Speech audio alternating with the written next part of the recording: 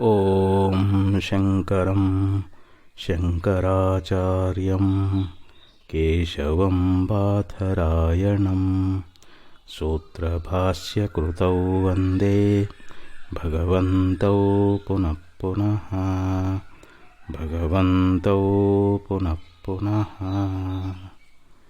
ಶ್ರೀಮಚ್ಛಂಕರ ಭಗವತ್ಪಾದಾಚಾರ್ಯರ ಜಗದ್ಗುರು ಸಿದ್ಧಾರೂಢ ಮಹಾಸ್ವಾಮಿಗಳವರ ಜಗದ್ಗುರು ಭಾರತೀಯಪ್ಪಾಜಿಯವರ ಪವಿತ್ರ ಚರಣಾರವಿಂದಗಳಲ್ಲಿ ಅನಂತ ಕೋಟಿ ಶಿರಸಾಷ್ಟಾಂಗ ಪ್ರಣಾಮವನ್ನು ಸಲ್ಲಿಸುತ್ತೇನೆ.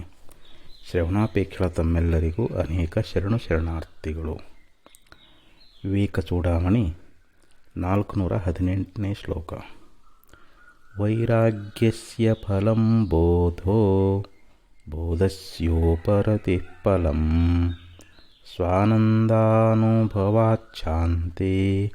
ರೇಷ್ವೈವೋಪರತೆ ಫಲಂ. ಈ ಒಂದು ಶ್ಲೋಕದಲ್ಲಿ ಆಚಾರ್ಯರು ನಮ್ಮನ್ನು ಕುರಿತು ಬಹು ಸುಂದರವಾದ ವಿಚಾರವನ್ನು ಇಲ್ಲಿ ನಿರೂಪಣೆ ಮಾಡ್ತಾ ಇದ್ದಾರೆ. ವೈರಾಗ್ಯಶ್ಚ ಫಲಂ ಬೋಧೋ. ನಾವು ವೈರಾಗ್ಯವನ್ನು ಸಾಧನ ಮಾಡುವುದರಿಂದ ನಮಗೆ ಬ್ರಹ್ಮಜ್ಞಾನ ಅನ್ನುವಂಥದ್ದು ಪ್ರಾಪ್ತಿಯಾಗ್ತದೆ. ವೈರಾಗ್ಯ ಅಂತಂದ್ರೇನು?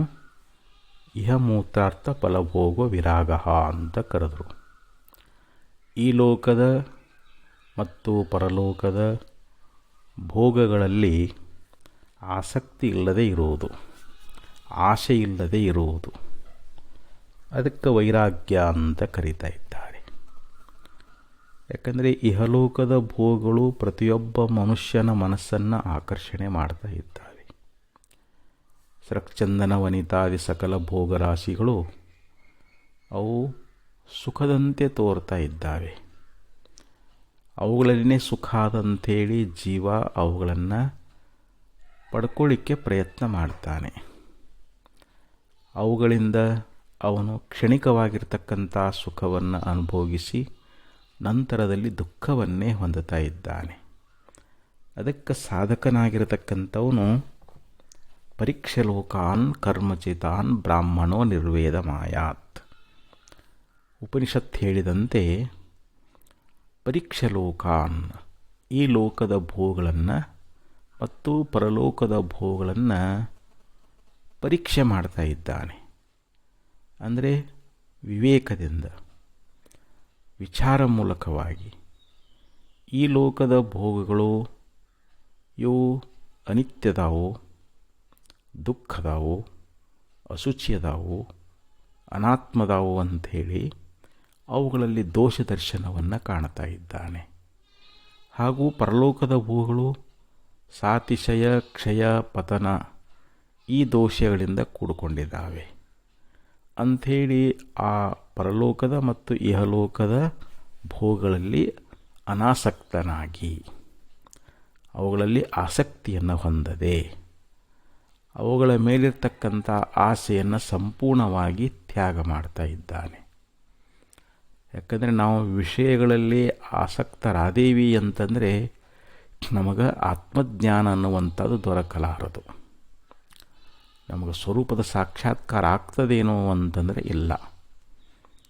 ಅದಕ್ಕೆ ಆ ಬ್ರಹ್ಮ ಭುವನಾನ್ಲೋಕ ಪುನರಾವರ್ತಿನೋ ಅರ್ಜುನ ಮಾಮುಪೇತ್ಯತು ಕೌಂತೆಯ ಪುನರ್ಜನ್ಮನ ವಿದ್ಯತೆ ಅಂತ ಭಗವದ್ಗೀತೆಯಲ್ಲಿ ಭಗವಂತ ಹೇಳಿದಂತೆ ಇಹಲೋಕದ ಭೋಗಳನ್ನೇ ಮೊದಲುಗೊಂಡು ಚತುರ್ಮುಖ ಬ್ರಹ್ಮನ ಲೋಕದ ಪರ್ಯಂತರವಾಗಿರತಕ್ಕಂಥ ಸಮಸ್ತ ಲೋಕಗಳು, ಆ ಲೋಕದಲ್ಲಿರ್ತಕ್ಕಂಥ ಎಲ್ಲ ಭೋಗರಾಶಿಗಳು ಇವು ನಾವು ಮಾಡಿದ ಕರ್ಮಾನುಸಾರವಾಗಿ ಅವು ನಮಗೆ ದೊರಕ್ತಾವು, ನಮಗೆ ಫಲ ಕೊಡ್ತಾವು. ಪುಣ್ಯದ ಫಲ ತೀರ್ತು ಅಂದರೆ ಕೊನೆಗೆ ನಮ್ಮನ್ನು ಕೈಬಿಟ್ಟು ಹೋಗ್ತಾವೆ. ಹೀಗಾಗಿ ಅವುಗಳನ್ನು ಹೊಂದಿದವರು ಮತ್ತೆ ಈ ಮರ್ತ್ಯಲೋಕದಲ್ಲಿ ಮತ್ತೆ ಹುಟ್ಟಿ ಬರಬೇಕಾಗ್ತದೆ. ಆದರೆ ಯಾರು ಭಗವಂತನ ಸಾಕ್ಷಾತ್ಕಾರ ಮಾಡಿಕೊಳ್ತಾರೆ, ಜೀವ ಪರಮಾತ್ಮರ ಏಕತ್ವ ಜ್ಞಾನವನ್ನು ಮಾಡಿಕೊಳ್ತಾರೆ, ಅವರಿಗೆ ಪುನರ್ಜನ್ಮ ಅನ್ನುವಂಥದ್ದಿಲ್ಲ ಅಂತ ಭಗವಂತ ಗೀತೆಯೊಳಗೆ ಉಪದೇಶ ಮಾಡಿಕೊಂಡು ಬಂದಿದ್ದಾನೆ. ಆದ್ದರಿಂದ ಇಲ್ಲಿ ನಾವು ವೈರಾಗ್ಯವನ್ನು ಹೊಂದಬೇಕು.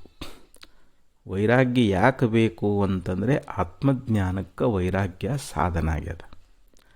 ಬ್ರಹ್ಮಜ್ಞಾನವನ್ನು ನಾವು ಪಡಿಬೇಕಾಗಿತ್ತು ಅಂತಂದರೆ ನಾವು ತೀವ್ರವಾಗಿರ್ತಕ್ಕಂಥ ವೈರಾಗ್ಯವನ್ನು ಪ್ರಾಪ್ತಿ ಮಾಡಿಕೊಳ್ಬೇಕು ಅಂತ ಹೇಳಿದರು. ಅದಕ್ಕೆ ವೈರಾಗ್ಯಸ್ಯ ಫಲಂ ಬೋಧ.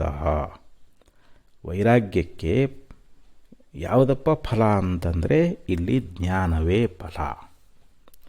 ವೈರಾಗ್ಯವನ್ನು ನಾವು ಪರಿಪೂರ್ಣವಾಗಿರ್ತಕ್ಕಂಥ ವೈರಾಗ್ಯವನ್ನು ಸಾಧಿಸಿದ್ದೀವಿ ಅಂತಂದರೆ ಅದರಿಂದ ನಮಗೆ ಜ್ಞಾನ ಅನ್ನುವಂಥದ್ದು ಪ್ರಾಪ್ತಿಯಾಗ್ತದೆ. ಬೋಧ ಅಂದರೆ ಜ್ಞಾನ.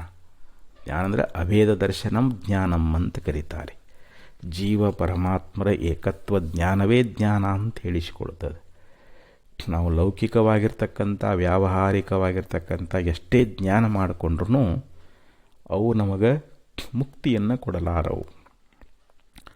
ಅವುಗಳಿಂದ ನಮಗೆ ಬಂಧನವೇ ಆಗ್ತೈತೆ ಹೊರತು ನಮಗೆ ಶ್ರೇಷ್ಠವಾದ ಮುಕ್ತಿ ಸುಖ ಅನ್ನುವಂಥ ದೊರೆಯಲಾರದು. ಅದಕ್ಕಿಲ್ಲಿ ಆತ್ಮಜ್ಞಾನ ಮಾಡಿಕೊಳ್ಬೇಕಾದ್ರೆ ಇಲ್ಲಿ ವೈರಾಗ್ಯ ಅನ್ನುವಂಥದ್ದು ನಮಗೆ ಬೇಕು. ವೈರಾಗ್ಯಕ್ಕೆ ಫಲ ಏನಪ್ಪ ಅಂದರೆ ಜ್ಞಾನ. ಆಮೇಲೆ ಮುಂದೆ ಹೇಳ್ತಾರೆ ಬೋಧಸ್ಯ ಉಪರತಿ ಫಲಂ. ಈ ಜ್ಞಾನಕ್ಕೆ ಉಪರತಿಯೇ ಫಲ ಅಂತ ಹೇಳಿದರು. ಇಲ್ಲಿ ಬ್ರಹ್ಮಜ್ಞಾನ ಆಗ್ಯದಂತ ತಿಳ್ಕೊಡ್ರಿ. ಅದರಿಂದ ನಮಗೇನು ದೊರಕ್ತದ ಅಂತಂದರೆ ಇಲ್ಲಿ ಉಪರತಿ ಅಂದರೆ ಏನು? ಬಾಹ್ಯ ವಿಷಯಗಳಿಂದ ನಮ್ಮ ಚಿತ್ತವೃತ್ತಿ ಅನ್ನುವಂಥದ್ದನ್ನು ಹಿಂತಿರುಗಿಸಿಕೊಳ್ಳುವಂಥದ್ದೇನಾದ ಅದಕ್ಕೆ ಉಪರತಿ ಅಂತ ಕರೀತಾರೆ. ಯಾವಾಗ ನಮ್ಮ ಚಿತ್ತವೃತ್ತಿ ಅನ್ನುವಂಥದ್ದು ಆ ಪ್ರತ್ಯೇಕ ಆತ್ಮ ಸ್ವರೂಪದಲ್ಲಿ ಪರಬ್ರಹ್ಮ ಸ್ವರೂಪದಲ್ಲಿ, ಯಾಕೆ ನಮ್ಮ ಚಿತ್ತವೃತ್ತಿ ಯಾವಾಗಲೂ ಇದು ಬಹಿರ್ಮುಖವಾಗಿ ಹೋಗ್ತಿರ್ತದೆ. ಇದು ಅನಂತ ವಿಷಯಗಳನ್ನು ಬಯಸ್ತದೆ, ಅನೇಕ ವಿಷಯಗಳನ್ನು ಚಿಂತನೆ ಮಾಡ್ತಾ ಇರ್ತದೆ, ಅನೇಕ ವಿಷಯಗಳಲ್ಲಿ ಹರಿದಾಡ್ತಾ ಇರ್ತದೆ. ಇಂಥ ಒಂದು ಚಿತ್ತವೃತ್ತಿ ಅನ್ನುವಂಥದ್ದನ್ನು ಆ ಬಾಹ್ಯ ವಿಷಯಗಳಲ್ಲಿ ಹೋಗಲಾರದಂಗೆ ಆ ಪ್ರತ್ಯೇಗಾತ್ಮದ ಅನುಸಂಧಾನದಲ್ಲಿಯೇ ಅದನ್ನು ನೆಲೆಗೊಳಿಸ್ತಕ್ಕಂಥದ್ದೇನಾದ ಇದಕ್ಕೆ ಉಪರತಿ ಅಂತ ಕರೀತಾ ಇದ್ದಾರೆ. ಜ್ಞಾನಕ್ಕೆ ಉಪರತಿಯೇ ಫಲ ಅಂತ ಹೇಳಿದರು. ನೋಡಿ, ವೈರಾಗ್ಯಕ್ಕೆ ಜ್ಞಾನ ಫಲ ಆದ್ರೆ ಈ ಜ್ಞಾನಕ್ಕೆ ಉಪರತಿಯೇ ಫಲ ಅಂತ ಹೇಳ್ತಾ ಇದ್ದಾರೆ. ಸ್ವಾನಂದಾನುಭವಾಚ್ಛಾಂತಿ ರೇಷೈವೋಪರತೆ ಫಲಂ. ಇನ್ನು ಈ ಯಾವ ಜ್ಞಾನಕ್ಕೆ ಉಪರತಿ ಅಂತಾದ ಬಳಿಕ ಸ್ವಾನಂದಾನುಭವಾತ್. ಇಲ್ಲಿ ಸ್ವ ಆನಂದ. ಸ್ವ ಅಂದರೆ ತನ್ನ ಆತ್ಮ. ಸ್ವ ಆನಂದ ಅಂತಂದರೆ ಇಲ್ಲಿ ಆತ್ಮ ಆನಂದದ ಅನುಭವದಿಂದ ನಮಗೇನಾಗ್ತದೆ? ಸ್ವಾನಂದಾನುಭವಾತ್. ಆತ್ಮಾನಂದದ ಅನುಭವದಿಂದ ನಮಗೆ ಶಾಂತಿ ಅಂತ ಹೇಳಿದರು. ಮನುಷ್ಯನಿಗೆ ಶಾಂತಿ ಸಿಗಬೇಕಾಗಿತ್ತು ಅಂತಂದರೆ ಆತ್ಮಾನಂದದ ಒಂದು ಅನುಭವ ಮಾಡಿಕೊಳ್ಬೇಕು ಅಂತ ಹೇಳ್ತಾರೆ. ನಮ್ಮ ಆತ್ಮ ಆನಂದ ಸ್ವರೂಪವೇ ಅದು. ಆ ಆನಂದ ಸ್ವರೂಪವಾಗಿರ್ತಕ್ಕಂಥ ಆತ್ಮನಲ್ಲಿಯೇ ನಾವು ಅದನ್ನು ಅನುಭವ ಮಾಡಿಕೊಳ್ಳುವುದರಿಂದ, ಆತ್ಮಾನಂದದ ಒಂದು ಅನುಭವ ಮಾಡುವುದರಿಂದ ನಮಗೆ ಶಾಂತಿ ಎನ್ನುವಂಥ ದೊರಕ್ತದೆ. ನಾವು ಶಾಂತಿ ಪಡಿಬೇಕಾಗಿತ್ತು ಅಂತಂದರೆ ನಾವು ಯಾವಾಗಲೂ ಸ್ವಾತ್ಮಾನಂದದ ಅನುಭವವನ್ನು ಮಾಡ್ತಾ ಇರಬೇಕು. ಅಂದರೆ ನಾನು ಪ್ರತ್ಯೇಕ ಆತ್ಮನೇ ಇದ್ದೀನಿ. ಈ ದೇಹ ಮೊದಲುಗೊಂಡು ಅಹಂಕಾರದವರಾಗಿರ್ತಕ್ಕಂಥ ಅನಾತ್ಮಗಳು ನಾನಲ್ಲ ಅಂಥೇಳಿ ಇವುಗಳಿಗೆ ಸಾಕ್ಷಿಯಾಗಿದ್ದುಕೊಂಡು ಕೇವಲ ಸತ್ತು ಚಿತ್ತು ಆನಂದ ನಿತ್ಯ ಪೂರ್ಣವಾಗಿರತಕ್ಕಂಥ ನಿರ್ಗುಣ ನಿರಾಕಾರವಾಗಿರುವಂಥ ಆ ಶುದ್ಧ ಚೈತನ್ಯ ಅನ್ನುವಂಥದ್ದೇನದಲ್ಲ ಆತ್ಮ. ಆ ಆತ್ಮದ ಆನಂದದ ಅನುಭವದಿಂದ ಮನುಷ್ಯ ಶಾಂತನಾಗ್ತಾ ಇದ್ದಾನೆ. ವಿಷಯಗಳನ್ನು ಕೊಡೋದ್ರಿಂದ ಮನುಷ್ಯನಿಗೆ ಶಾಂತಿ ಸಿಗೋದಿಲ್ಲ. ಜ್ಞಾನಾತ್ ಶಾಂತಿ ಅಂತ. ಅದಕ್ಕೆ ಭಗವದ್ಗೀತೆಯಲ್ಲಿ ಭಗವಂತ ಏನು ಹೇಳಿದ ಅಂತಂದರೆ, ಅಂದರೆ ಈ ಜ್ಞಾನದಿಂದಲೇ ಮನುಷ್ಯನಿಗೆ ಶಾಂತಿ ಅನ್ನುವಂಥದ್ದು ದೊರಕ್ತದೆ, ಅದರಿಂದಲೇ ಸುಖ ಅನ್ನುವಂಥದ್ದನ್ನು ಪಡಿತಾನೆ ಅಂಥೇಳಿ ಭಗವದ್ಗೀತೆಯಲ್ಲಿ ಭಗವಂತ ನಮಗೆ ಉಪದೇಶ ಮಾಡಿಕೊಂಡು ಬರ್ತಾ ಇದ್ದಾನೆ. ಜ್ಞಾನಂ ಲಬ್ಧ್ವಾ ಪರಾಂ ಶಾಂತಿಂ ಅಚಿರೇಣಾದಿ ಗಚ್ಚತಿ ಅಂತ ಹೇಳಿದ. ಜ್ಞಾನಂ ಲಬ್ಧ್ವಾ ಪರಾಂ ಶಾಂತಿಂ ಅಂದರೆ ಜೀವ ಮತ್ತು ಬ್ರಹ್ಮರ ಏಕತ್ವ ಜ್ಞಾನವನ್ನು ಪಡ್ಕೊಂಡ ನಂತರದಲ್ಲಿ ಈ ಜೀವನಿಗೆ ಪರಮಶಾಂತಿ ಎನ್ನುವಂಥದ್ದು ದೊರಕ್ತದೆ. ಅದಕ್ಕೆ ನಾವು ಪರಮಶಾಂತಿಯನ್ನು ಪಡಿಬೇಕಾಗಿತ್ತು ಅಂತಂದರೆ ಇಲ್ಲಿ ಜ್ಞಾನ ಮಾಡಿಕೊಳ್ಬೇಕು, ಪ್ರತ್ಯೇಗಾತ್ಮದ ಅನುಭವ ಮಾಡಿಕೊಳ್ಬೇಕು. ಆನಂದ ಸ್ವರೂಪನಾಗಿರ್ತಕ್ಕಂಥ ಆ ಪ್ರತ್ಯೇಗಾತ್ಮದ ಅನುಸಂಧಾನ, ಅದರ ಅನುಭವದಿಂದ ಮನುಷ್ಯನಿಗೆ ಶಾಂತಿ ಅನ್ನುವಂಥ ದೊರಕ್ತದೆ. ಅದಕ್ಕೆ ಸ್ವಾನಂದಾನುಭವಾಚ್ಛಾಂತಿ ಏಷೈವೋಪರತೆ ಫಲಂ. ಈ ಶಾಂತಿ ಏನಾಗ್ಯದ ಅಂತಂದರೆ ಇದು ಉಪರತಿಗೆ ಫಲ ಅಂತ ಹೇಳ್ತಾ ಇದ್ದಾರೆ. ನಾವು ಉಪರತಿಯನ್ನು ಸಾಧನ ಮಾಡಿದ್ದೀವಿ ಅಂತಂದರೆ ಆ ಶಾಂತಿ ಇದಕ್ಕೆ ಫಲ ಅಂತ. ಉಪರತಿಗೆ ಫಲ ಯಾವುದು ಅಂತಂದರೆ ಶಾಂತಿ. ಉಪ ಅಂದರೆ ಸಮೀಪ, ರತಿ ಅಂದರೆ ಪ್ರೀತಿ. ನಮಗೆ ಅತ್ಯಂತ ಸಮೀಪ ಅಪರೋಕ್ಷವಾಗಿರ್ತಕ್ಕಂಥದ್ದು ಯಾವುದು? ಪ್ರತ್ಯೇಗಾತ್ಮ. ಆ ಪ್ರತ್ಯೇಗಾತ್ಮನಲ್ಲಿ ನಮ್ಮ ಚಿತ್ತವೃತ್ತಿ ಎನ್ನುವಂಥದ್ದನ್ನು ಅಲ್ಲಿ ಕೇಂದ್ರೀಕರಿಸುವುದರಿಂದ ನಮ್ಮ ಚಿತ್ತವೃತ್ತಿಯ ಹೊಯ್ದಾಟ ಇಲ್ಲದೆ ಯಾವಾಗಲೂ ಆ ಪ್ರತ್ಯೇಗಾತ್ಮನಲ್ಲಿ ಪರಬ್ರಹ್ಮ ಸ್ವರೂಪನಾಗಿರ್ತಕ್ಕಂಥ ಆತ್ಮಸ್ವರೂಪದಲ್ಲಿ ನಮ್ಮ ಚಿತ್ತವೃತ್ತಿ ಎನ್ನುವಂಥದ್ದನ್ನು ಅಲ್ಲಿ ಸದಾವ ಕಾಲದಲ್ಲಿ ಅಲ್ಲಿಯೇ ಸ್ಥಿರಗೊಳಿಸಬೇಕದನ್ನು. ಯಾವಾಗಲ್ಲಿ ನಮ್ಮ ಬುದ್ಧಿವೃತ್ತಿ ಅಥವಾ ನಮ್ಮ ಚಿತ್ತವೃತ್ತಿ ಎನ್ನುವಂಥದ್ದು ಆ ಆತ್ಮನಲ್ಲಿಯೇ ಸ್ಥಿರಗೊಂಡಿತು ಅಂತಂದರೆ ಅದೇ ಇಲ್ಲಿ ಏನಾಗ್ತೈತಿ ಅಂತಂದರೆ ನಮಗೆ ಶಾಂತಿ ಅನ್ನೋದು ದೊರಕ್ತದೆ. ಅದೇ ಇಲ್ಲಿ ಉಪರತಿ ಅಂತ ಹೇಳಿಸ್ಕೊಳ್ತದೆ. ಉಪರತಿಗೆ ಫಲ ಏನಪ್ಪ ಅಂತಂದರೆ ಈ ಶಾಂತಿ ಅಂತ ಹೇಳ್ತಾ ಇದ್ದಾರೆ. ಅದಕ್ಕೆ ಇಲ್ಲಿ ವೈರಾಗ್ಯಸ್ಯ ಫಲಂ ಬೋಧೋ ಬೋಧಸ್ಯೋಪರತಿ ಫಲಂ ಸ್ವಾನಂದಾನುಭವಾಚ್ಛಾಂತಿ ಏಷೈವೋಪರತೆ ಫಲಂ ಅಂತ ಈ ಶ್ಲೋಕದಲ್ಲಿ ಇಲ್ಲಿ ವೈರಾಗ್ಯಕ್ಕೆ ಫಲ ಯಾವುದಪ್ಪ ಅಂದರೆ ಜ್ಞಾನ. ಆ ಜ್ಞಾನಕ್ಕೆ ಫಲ ಯಾವುದಪ್ಪ ಅಂತಂದರೆ ಉಪರತಿ ಅಂತ ಹೇಳಿದರು. ಆಮೇಲೆ ಸ್ವಾನಂದಾನುಭವಾತ್ ಶಾಂತಿ, ಆತ್ಮಾನಂದದ ಒಂದು ಅನುಭವದಿಂದ ಮನುಷ್ಯನಿಗೆ ಶಾಂತಿ ಅನ್ನೋದು ದೊರಕ್ತದೆ. ಈ ಶಾಂತಿಯೇ ಉಪರತಿಗೆ ಫಲ ಅಂಥೇಳಿ ಈ ಒಂದು ಶ್ಲೋಕದಲ್ಲಿ ಆಚಾರ್ಯರು ನಮ್ಮನ್ನು ಕುರಿತು ಉಪದೇಶ ಮಾಡಿಕೊಂಡು ಬಂದರು. ಮತ್ತೆ ಮುಂದಿನ ಶ್ಲೋಕದಲ್ಲಿ ಹೇಳ್ತಾರೆ, ಯದುತ್ತರೋತ್ತರಾಭಾವ ಪೂರ್ವಂ ತು ನಿಷ್ಫಲಂ ನಿವೃತ್ತಿ ಪರಮಾತೃಪ್ತಿರ್ ಆನಂದೋನುಪಮಸ್ರತ ಸ್ವತಃ. ಉತ್ತರೋತ್ತರ ಅಭಾವ ಅಂತ ಹೇಳಿದರು.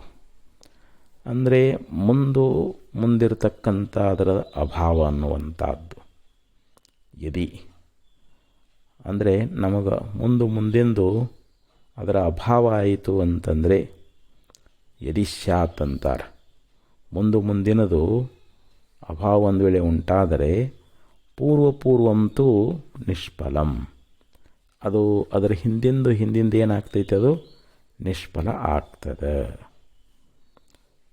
ಅಂದರೆ ಇಲ್ಲಿ ನಾವು ಜ್ಞಾನವನ್ನು ಮಾಡಿಕೊಳ್ಬೇಕಾಗಿತ್ತು ಅಂತಂದರೆ ನಮಗೆ ವೈರಾಗ್ಯ ಬೇಕು ಅಂತ ಹೇಳಿದರು. ಇವಾಗ ನಾವು ವೈರಾಗ್ಯವನ್ನು ಸಾಧಿಸಿದ್ದೀವಿ. ಈಗ ವೈರಾಗ್ಯದಿಂದ ಜ್ಞಾನ ಅನ್ನುವಂಥದ್ದು ಆಗ್ತದೆ.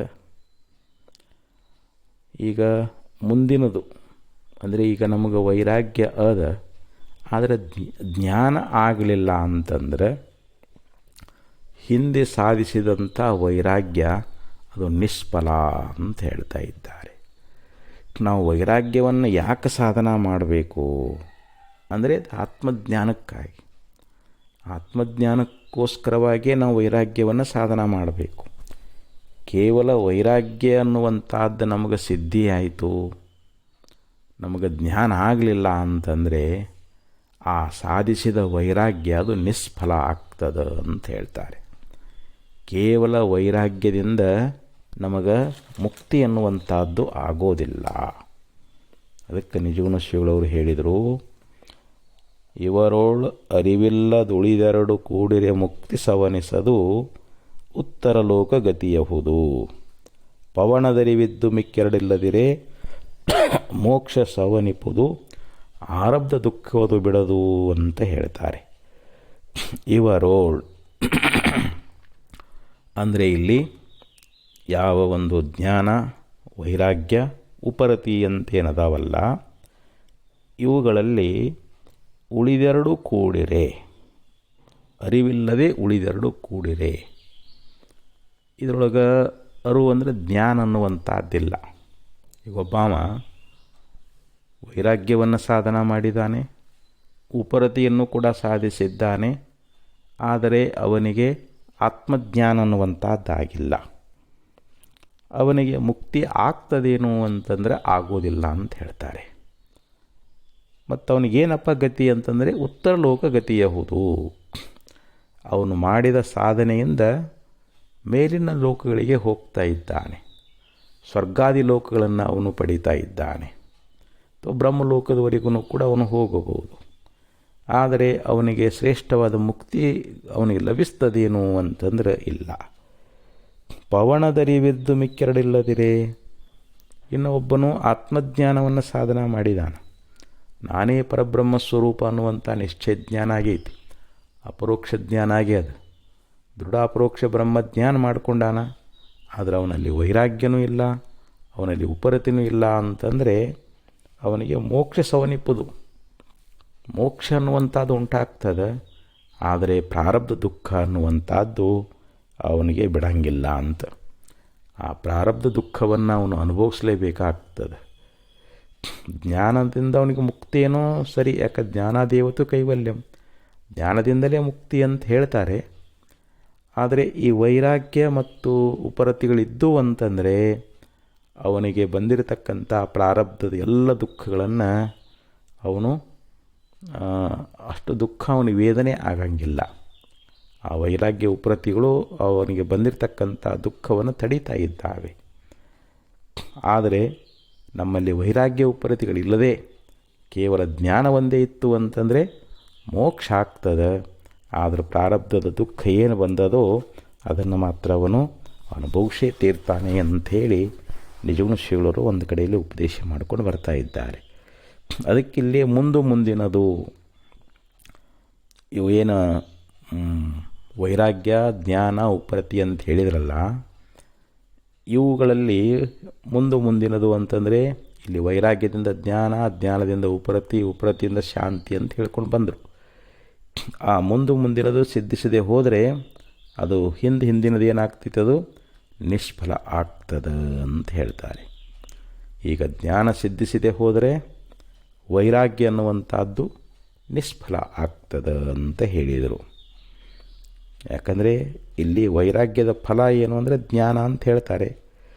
ನಾವು ವೈರಾಗ್ಯವೇನೋ ಹೊಂದಿದ್ದೀವಿ, ಆದರೆ ನಮಗೆ ಜ್ಞಾನವೇ ಸಿದ್ಧಿಸಲಿಲ್ಲ, ನಮಗೆ ಜ್ಞಾನವೇ ಆಗಲಿಲ್ಲ ಅಂತಂದರೆ ಇಲ್ಲಿ ವೈರಾಗ್ಯ ಇದ್ರೂ ಕೂಡ ನಮಗೇನು ನಿಷ್ಫಲ ಅನ್ನಿಸ್ತದೆ. ಹಾಗೆ ಇಲ್ಲಿ ಉಪರತಿ ಎನ್ನುವಂಥದ್ದು ಅದು ನಮಗೆ ಸಿದ್ಧಿಸಲಿಲ್ಲ ಅಂತಂದರೆ ನಮಗೆ ಜ್ಞಾನ ಇದ್ರೂ ಕೂಡ ಅದು ನಿಷ್ಫಲ ಆಗ್ತದೆ. ನೋಡ್ರಿ, ನಮಗೆ ಉಪರತಿ ಎನ್ನುವಂಥದ್ದನ್ನು ನಾವು ಸಾಧಿಸಬೇಕು. ಉಪರತಿ ಅಂತಂದ್ರೇನು, ನಮ್ಮ ಚಿತ್ತವೃತ್ತಿ ಎನ್ನುವಂಥದ್ದನ್ನು ಬಾಹ್ಯ ವಿಷಯಗಳಿಂದ ಅದನ್ನು ಹಿಮ್ಮುಖ ಮಾಡಿಕೊಳ್ಬೇಕು. ಅದನ್ನು ಆ ಬಾಹ್ಯ ವಿಷಯಗಳಲ್ಲಿ ಹೋಗ್ತಕ್ಕಂಥ ನಮ್ಮ ಚಿತ್ತವೃತ್ತಿ ಎನ್ನುವಂಥದ್ದನ್ನು ಅಂತರ್ಮುಖ ಮಾಡಿಕೊಂಡು ವಿಷಯಗಳ ಚಿಂತನವನ್ನು ಬಿಡಿಸಿ ಆ ಆತ್ಮನಲ್ಲಿ ಸ್ಥಿರಗೊಳಿಸುವಂಥದ್ದು ಏನದ ಅದು ಉಪರತಿ ಅಂತ ಹೇಳಿಸ್ಕೊಳ್ತದೆ. ನಮಗೇನೋ ಆತ್ಮಜ್ಞಾನ ಆಗ್ಯದ, ಆದರೆ ಆ ಉಪರತಿ ಎನ್ನುವಂಥದ್ದು ನಮಗೆ ಸಿದ್ಧಿಸಿಲ್ಲ ಅಂತಂದರೆ ನಮ್ಮ ಚಿತ್ತವೃತ್ತಿ ಬರೇ ಹೊರಗಿನ ವಿಷಯಗಳಲ್ಲೇ ಹರಿದಾಡ್ತಾ ಇತ್ತು, ಆತ್ಮನ ಕಡೆ ನಮ್ಮ ಚಿತ್ತವೃತ್ತಿ ಬಂದಿಲ್ಲ ಅಂತಂದರೆ ಅಂಥ ಜ್ಞಾನವೂ ಕೂಡ ಇಲ್ಲಿ ಆ ಜ್ಞಾನ ಐತೆಂದ್ರೂ ಕೂಡ ಅದು ನಿಷ್ಫಲ ಅಂತ ಹೇಳಿಸ್ಕೊಳ್ತದೆ. ಹಾಗೆ ಇಲ್ಲಿ ನಮಗೆ ಶಾಂತಿ ಅನ್ನುವಂಥದ್ದು ಸಿದ್ಧಿಸಬೇಕು. ನಮಗೆ ಶಾಂತಿನೇ ಸಿಕ್ಕಿಲ್ಲ ಅಂತಂದರೆ ಉಪರತಿ ಇದ್ರೂ ಕೂಡ ಅದು ನಿಷ್ಫಲ ಆಗ್ತದೆ. ಈಗ ಒಬ್ಬವ ಉಪರತಿಯನ್ನು ಸಾಧನ ಮಾಡಿದ್ದಾನೆ, ತನ್ನ ಮನೋವೃತ್ತಿಯನ್ನು ಹೊರಗಿನ ವಿಷಯಗಳಲ್ಲಿ ಹೋಗಲಾರ್ದಂಗೆ ಅವಳನ್ನ ತಡೆ ಹಿಡಿದಿದ್ದಾನೆ. ಆದರೆ ಅವನಿಗಿನ್ನೂ ಶಾಂತಿನೇ ಸಿಕ್ಕಿಲ್ಲ ಅಂತಂದರೆ ಆ ಉಪರತಿ ಇದ್ರೂ ಕೂಡ ಅದು ನಿಷ್ಫಲ, ಏನೂ ಪ್ರಯೋಜನಕ್ಕೆ ಬರೋದಿಲ್ಲ ಅಂಥೇಳಿ ಈ ಶ್ಲೋಕದಲ್ಲಿ ಆಚಾರ್ಯರು ಭಾಳ ಮಾರ್ಮಿಕವಾಗಿ ನಮಗೆ ಉಪದೇಶ ಮಾಡ್ತಾ ಇದ್ದಾರೆ.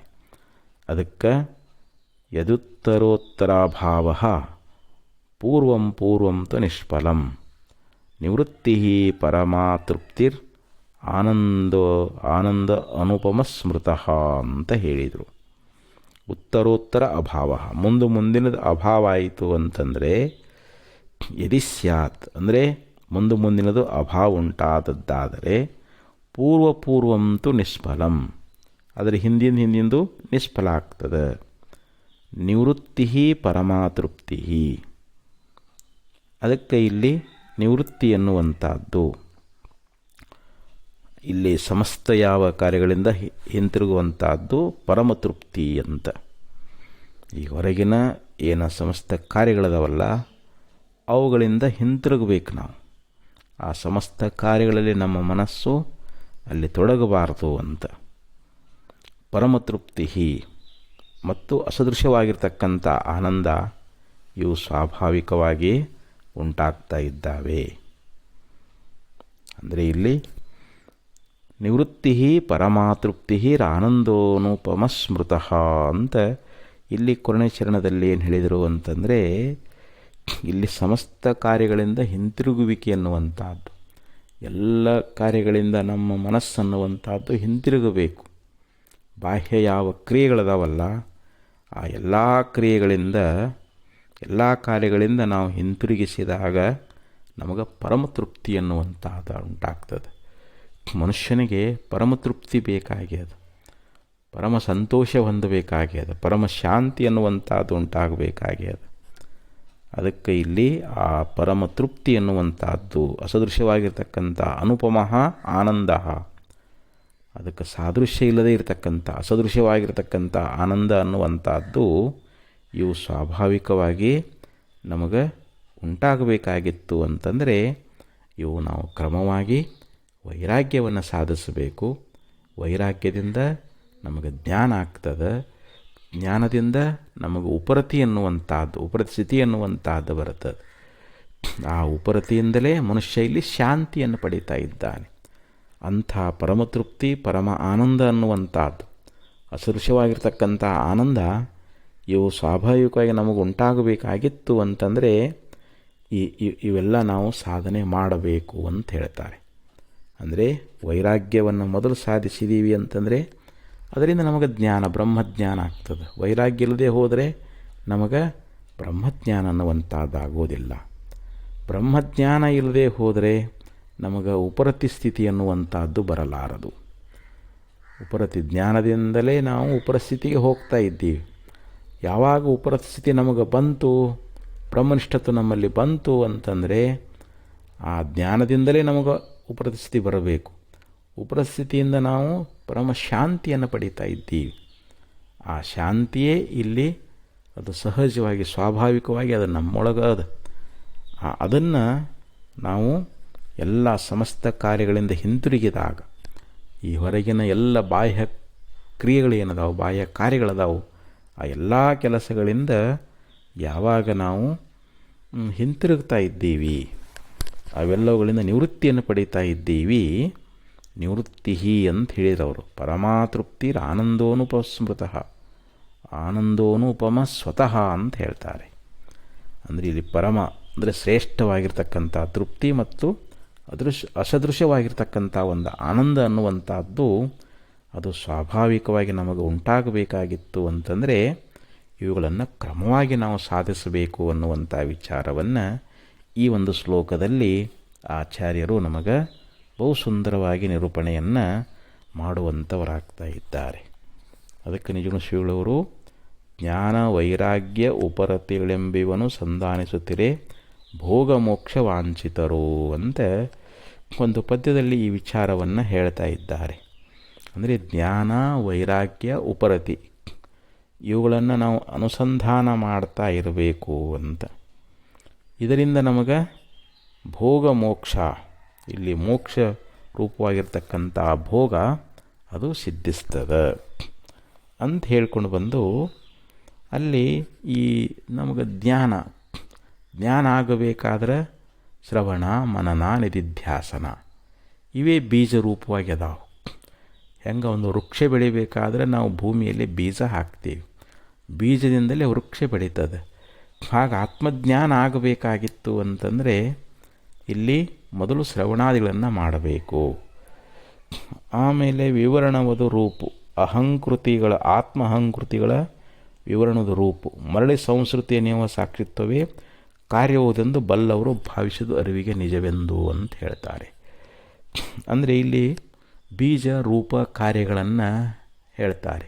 ಜ್ಞಾನಕ್ಕೆ ಬೀಜ ಯಾವುದು, ರೂಪ ಯಾವುದು, ಕಾರ್ಯ ಅಂದರೆ ಫಲ ಯಾವುದು ಅನ್ನೋದ್ರ ಬಗ್ಗೆ ಆ ಒಂದು ನುಡಿಯೊಳಗೆ ಭಾಳ ಸುಂದರ ನಿಜಮನಸ್ಸುಗಳು ಹೇಳ್ತಾರೆ. ಇಲ್ಲಿ ಆತ್ಮ ಮತ್ತು ಅಹಂಕಾರಗಳ ಒಂದು ತಾದಾತ್ಮ ಅನ್ನುವಂಥದ್ದಾಗ್ಯದ. ಅದನ್ನು ನಾವು ವಿವೇಕದಿಂದ ವಿಚಾರ ಮೂಲಕವಾಗಿ ಅದನ್ನು ನಾವು ಪೃಥಕ್ ಮಾಡಬೇಕು, ಬೇರ್ಪಡಿಸಬೇಕು. ಅಂದರೆ ಆತ್ಮ ಚೈತನ್ಯ ಸ್ವರೂಪನದಾನ. ಇಲ್ಲಿ ಈ ಅಹಂಕಾರಾದಿಗಳು, ಅಹಂಕಾರ ಮನಸ್ಸು ಬುದ್ಧಿ ಚಿತ್ತ ಇಂದ್ರಿಯಗಳು ದೇಹಾದಿಗಳು ಇವೆಲ್ಲವೂ ಜಡ ಅದಾವು, ದೃಶ್ಯದಾವು, ಅನಾತ್ಮದವಂಥೇಳಿ ಆ ಆತ್ಮನನ್ನು ಈ ಜಡವಾಗಿರ್ತಕ್ಕಂಥ ಅಹಂಕಾರಾದಿಗಳಿಂದ ಅವುಗಳನ್ನು ಬಿಡಿಸಬೇಕು, ಅವುಗಳನ್ನು ಬೇರ್ಪಡಿಸಬೇಕು. ಅದೇ ಇಲ್ಲಿ ರೂಪ ಅಂತ ಕರೀತಾ ಇದ್ದಾರೆ. ಮರಳಿ ಸಂಸ್ಕೃತಿ ನಿವಹ ಸಾಕ್ಷಿತ್ವವೇ. ಈ ಸಂಸ್ಕೃತಿ ಅಂತಂದ್ರೇನು? ಈ ಸಂಸಾರ ದೇಹಾದಿ ಅಹಂಕಾರದವರೆಗಿರ್ತಕ್ಕಂಥ ಈ ಅನಾತ್ಮಗಳೆಲ್ಲ ಇವು ಸಂಸ್ಕೃತಿ ಅಂತ ಹೇಳಿಸಿಕೊಳ್ತಾ ಇದ್ದಾವೆ. ಅವುಗಳಿಗೆ ಸಾಕ್ಷಿಯಾಗಿರ್ತಕ್ಕಂಥದ್ದೇ ಇಲ್ಲಿ ಫಲ. ಇಲ್ಲಿ ಜ್ಞಾನದ ಫಲ ಏನಪ್ಪ ಅಂತಂದರೆ, ಈ ಅನಾತ್ಮಗಳಿಗೆ ನಾವು ಸಾಕ್ಷಿಯಾಗಿದ್ದುಕೊಂಡು ಅವುಗಳನ್ನು ನಾವು ದೃಶ್ಯರೂಪವಾಗಿ ಕಾಣತಕ್ಕಂಥದ್ದೇನದ. ಇಲ್ಲಿ ಪ್ರತ್ಯೇಕ ಆತ್ಮ ಇವೆಲ್ಲ ಅನಾತ್ಮಗಳಿಗಿಂತಲೂ ಭಿನ್ನನಾಗಿದ್ದಾನೆ. ಅಂಥ ಪ್ರತ್ಯೇಕಾತ್ಮನೇ ನಾನಿದ್ದೇನೆ ಅಂಥೇಳಿ ತಿಳ್ಕೊಳ್ಳುವುದೇ ಇಲ್ಲಿ ಜ್ಞಾನದ ಫಲ ಅಂಥೇಳಿ ಹೇಳ್ಕೊಂಡು ಬರ್ತಾ ಇದ್ದಾರೆ. ಅದಕ್ಕೆ ಇಲ್ಲಿ ನಾವು ಈ ಜ್ಞಾನ ವೈರಾಗ್ಯ ಉಪರತಿ ಇಲ್ಲಿ ಮೂರನ್ನು ಹೇಳ್ಕೊಂಡು ಬಂದಿದ್ದಾರೆ ಅವರು. ವೈರಾಗ್ಯ ಅಂತಂದ್ರೇನು? ವನಿತಾದಿ ದೋಷ ದರ್ಶನವೇ ನಿಮಿತ್ತವು, ಆವ ಅನುವಿಂದವನು ಬಿಡುವುದು ರೂಪು, ಬಳಿಕ ಆ ಮನವೆತ್ತಲೆರಗದ ಅನಿಷ್ಠೆದು ಕಾರ್ಯವೆಂದೆನುತೆ ಬಗೆಯುವುದು ವಿರಾಗತಿಗೆ ನೆಲೆಯೆಂದು ಅಂತ ಹೇಳಿದರು. ಸ್ತ್ರೀ ಮೊದಲಾಗಿರ್ತಕ್ಕಂಥ ವಿಷಯಗಳಲ್ಲಿ ದೋಷ ದರ್ಶನ ಮಾಡುವಂಥದ್ದು. ಅಂದರೆ ಈ ಹೊರಗಿನ ಬಾಹ್ಯ ಭೋಗ ಪದಾರ್ಥಗಳೇನದಾವು ಅಂತಂದರೆ ಇವೆಲ್ಲವೂ ಋಣಾನುಬಂಧದಿಂದ ಬರ್ತಾವು ಮತ್ತು ನಮ್ಮನ್ನು ಕೈ ಬಿಟ್ಟು ಹೋಗ್ತಾವೆ. ಅವೆಲ್ಲ ದುಃಖ ರೂಪದಾವು, ಅನಿತ್ಯದಾವು ಅಂಥೇಳಿ ಹಿಂಗೆ ಅವುಗಳಲ್ಲಿ ದೋಷ ದರ್ಶನ ಮಾಡಿದಾಗ ನಮಗೆ ಅವುಗಳಲ್ಲಿ ವೈರಾಗ್ಯ ಅನ್ನುವಂಥದ್ದು ಬರ್ತದೆ. ಮತ್ತು ನಮ್ಮ ಮನಸ್ಸನ್ನುವಂಥದ್ದು ಹೊರಗಿನ ಯಾವುದೇ ಭೋಗ ಪದಾರ್ಥಗಳಲ್ಲಿ ಹೋಗಲಾರದೆ ಆತ್ಮನಲ್ಲಿಯೇ ಸ್ಥಿರಗೊಳಿಸ್ತಕ್ಕಂಥದ್ದು ಇದು ಕಾರ್ಯ ಅಂತ ಹೇಳಿಸ್ಕೊಳ್ತದೆ. ಆಮೇಲೆ ಮನವೆತ್ತರ ನಿಷ್ಠೆಯದು ಕಾರ್ಯಬಹುದೆಂದು ಬಗೆಯುವುದು ವಿರಾಗತಿಗೆ ನೆಲೆಯೆಂದು ಅಂತ ಹೇಳಿದರು. ಅಂದರೆ ವನಿತಾದಿ ವಿಷಯಗಳಲ್ಲಿ ದೋಷ ದರ್ಶನ ಇದು ಕಾರಣ ಆಯಿತು. ಆ ವಿಷಯಗಳನ್ನು ಬಿಡ್ತಕ್ಕಂಥದ್ದು, ತ್ಯಾಗ ಮಾಡ್ತಕ್ಕಂಥದ್ದು ಇದು ರೂಪು ಅಂತ ಹೇಳಿಸ್ಕೊಳ್ತದೆ. ಆ ಮನಸ್ಸು ಎತ್ತಾಗಿ ಹೋದ್ರೂ ಕೂಡ ಆತ್ಮನಲ್ಲಿಯೇ ಆ ಮನಸ್ಸನ್ನು ಸ್ಥಿರಗೊಳಿಸ್ತಕ್ಕಂಥದ್ದು ಇದು ಕಾರ್ಯ, ಇದು ಫಲ, ವೈರಾಗ್ಯಕ್ಕೆ ಫಲ ಅಂತ ಹೇಳಿಸ್ಕೊಳ್ತದೆ. ಆಮೇಲೆ ಇಲ್ಲಿ ಉಪರತಿ ಎನ್ನುವಂಥದ್ದು. ಈ ಉಪರತಿ ಸ್ಥಿತಿ ಮನುಷ್ಯನಿಗೆ ಹೆಂಗೆ ಪ್ರಾಪ್ತಿಯಾಗ್ತದೆ ಅಂತಂದರೆ ಇಲ್ಲಿ ಯಮವಾದಿ ಯೋಗವೇ ಕಾರಣಬಹುದು ಅಂತ ಹೇಳಿದರು. ಯಮ, ನಿಯಮ, ಆಸನ, ಪ್ರಾಣಾಯಾಮ, ಪ್ರತ್ಯಾಹಾರ, ಧ್ಯಾನ, ಧಾರಣ, ಸಮಾಧಿ ಅಂತೇಳಿ ಇಲ್ಲಿ ಈ ಅಷ್ಟಾಂಗ ಯೋಗಗಳ ಮೂಲಕವಾಗಿ ನಾವು ಸಾಧನ ಮಾಡ್ತಾ ಸಮಾಧಿವರೆಗೆ ಹೋದಾಗ ಇಲ್ಲಿ ಉಪರತಿಗೆ ಇದು ಕಾರಣ ಅಂತ ಅನಿಸಿಕೊಳ್ತದೆ. ವಿಶ್ರಮಿಸಿ ಚಿತ್ತವದು ರೂಪು. ನಮ್ಮ ಚಿತ್ತವೃತ್ತಿ ಅನ್ನುವಂಥದ್ದು ಈ ಹೊರಗಿನ ಯಾವ ವಿಷಯಗಳಲ್ಲಿ ಹೋಗಲಾರ್ದಂಗೆ ಅದು ಕೇವಲ ಪ್ರತ್ಯೇಗಾತ್ಮನಲ್ಲಿಯೇ ಆ ನಮ್ಮ ಚಿತ್ತವೃತ್ತಿ ಎನ್ನುವಂಥದ್ದು ನೆಲೆಗೊಂಡಿತು ಅಂತಂದರೆ ಇದು ರೂಪು ಅಂತ ಹೇಳಿಸಿಕೊಳ್ತದೆ. ಬಾಹ್ಯದಳು ಭ್ರಮಿಸುವ ಕರ್ಮ ಅಳಿದಿರ್ಪುದೇ ಕಾರ್ಯವು, ಈ ಕ್ರಮದಿಂದ ತಿಳಿಯುವುದು ಉಪರತಿಗೆ ಮತವೆಂದು ಅಂತ ಹೇಳಿದರು. ಅಂದರೆ ಹೊರಗೆ ಹೋಗ್ತಕ್ಕಂಥ ನಮ್ಮ ಚಿತ್ತವೃತ್ತಿ ಎನ್ನುವಂಥದ್ದನ್ನು ಅದು ಎಲ್ಲ ಕಾರ್ಯಗಳನ್ನು ನಿಲ್ಲಿಸಿ ಅದು ಕೇವಲ ಅಂತರ್ಮುಖವಾಗಿ ಆ ಪರಮಾತ್ಮನ ಸ್ವರೂಪದಲ್ಲಿ ಅದು ಸ್ಥಿರಗೊಂಡಿತು ಅಂತಂದರೆ ಇದೇ ಉಪರತಿಗೆ ಫಲ ಅಂತ ಹೇಳ್ತಾರೆ. ಅದಕ್ಕೆ ಇಲ್ಲಿ ಇವು ಮೂರೂ ಹೇಳ್ಕೊಂಡು ಬಂದರು. ಅದಕ್ಕೆ ಇಲ್ಲಿ ಆಚಾರ್ಯರು ಹೇಳಿದಂತೆ ಇವು ಮೂರೂ ನಾವು ಸರಿಯಾಗಿ ಸಾಧಿಸಿದಾಗ ಮಾತ್ರ ನಮ್ಮಲ್ಲಿ ಪರಮತೃಪ್ತಿ ಮತ್ತು ಅಸದೃಶ್ಯವಾಗಿರ್ತಕ್ಕಂಥ ಆನಂದದ ಒಂದು ಆವಿರ್ಭಾವ ಅನ್ನುವಂಥದ್ದು ನಮಗೆ ಆಗ್ತದೆ ಅಂಥೇಳಿ ನಿಜಗುಣಶೀಲರು ಕೂಡ ಜ್ಞಾನಸ್ಥಳದಲ್ಲಿ ಬಹಳ ಸುಂದರವಾಗಿ ಹೇಳ್ಕೊಂಡು ಬಂದಿದ್ದಾರೆ. ಮತ್ತು ಮುಂದಿನ ಶ್ಲೋಕದಲ್ಲಿ ನಮಗೆ ಆಚಾರ್ಯರು ಏನು ಉಪದೇಶ ಮಾಡ್ತಾರೆ ಅನ್ನೋದನ್ನು ನಾಳೆ ಶ್ರವಣ ಮಾಡೋಣ ಅಂತ ಹೇಳ್ತಾ ಈ ಎರಡು ನುಡಿಗಳನ್ನು ಸದುಪಯೋಗ ವಿರಮಿಸ್ತಾ ಇದ್ದೇನೆ. ಓಂ ತತ್ಸತ್.